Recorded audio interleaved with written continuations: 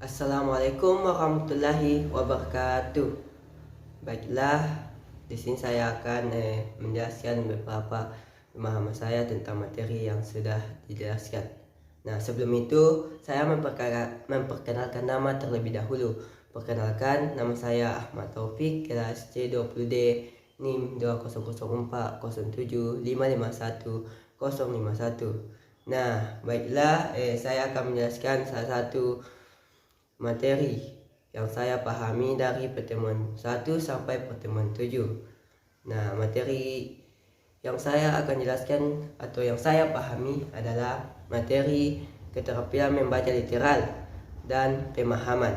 Nah, apa sih itu membaca literal? Membaca literal adalah membaca teks dengan maksud memahami makna yang terkandung dalam teks itu sendiri tanpa melihat makna yang ada di luar teks.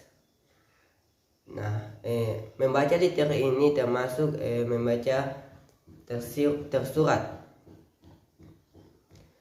Nah, adapun jenis-jenis membaca, salah satunya yaitu membaca memahami.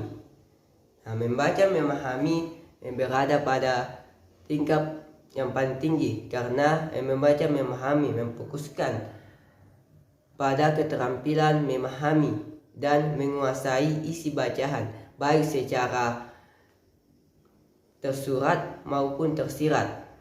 Nah, adapun teknik-teknik membaca, yang pertama yaitu teknik pilih.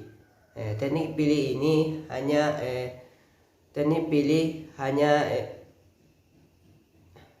mengambil yang penting-pentingnya saja. Nah, yang kedua itu teknik lompat. Teknik lompat adalah teknik yang tidak memiliki keperluan. Yang ketiga itu teknik memindai atau bisa juga disebut dengan teknik tatap. Nah, teknik memindai ini adalah teknik membaca secara cepat. Yang keempat itu atau yang terakhir adalah teknik layap. Nah, teknik layap ini teknik membaca secara cepat untuk mengetahui isi umum dari bacaan tersebut. Nah, itulah dari teknik-teknik dari membaca literal dan memahami. Nah, selanjutnya itu adapun strateginya pembelajaran dalam keterampilan membaca. Salah satunya yaitu strategi SP3R atau survei, question, read, write, dan review. Nah, di sini terbagi menjadi 5. Yang pertama itu siswa disuruh untuk membaca teks secara cepat atau bisa juga disebut dengan survei. Yang kedua itu siswa disuruh membuat pertanyaan atas teks yang telah dibacanya tadi. Nah, yang di sini disebut question. Yang ketiga itu siswa melakukan kegiatan membaca. Nah, di sini itu siswa kembali disuruh membaca atau disuruh membaca dengan pemahaman atau bisa disebut dengan read. Nah, yang keempat itu membuat catatan atau menjawab pertanyaan yang telah dibuat tadi. Nah, di sini kan dari setelah membaca pemahaman pasti siswa itu bisa menjawab apa yang dia pertanyakan tadi. Nah, ya di sini disebut dengan relation. Nah, yang kelima itu yang terakhir adalah review. Nah, di review ini misalnya membahas kesesuaian pertanyaan dari isi bacaan yang telah dikerjakan tadi.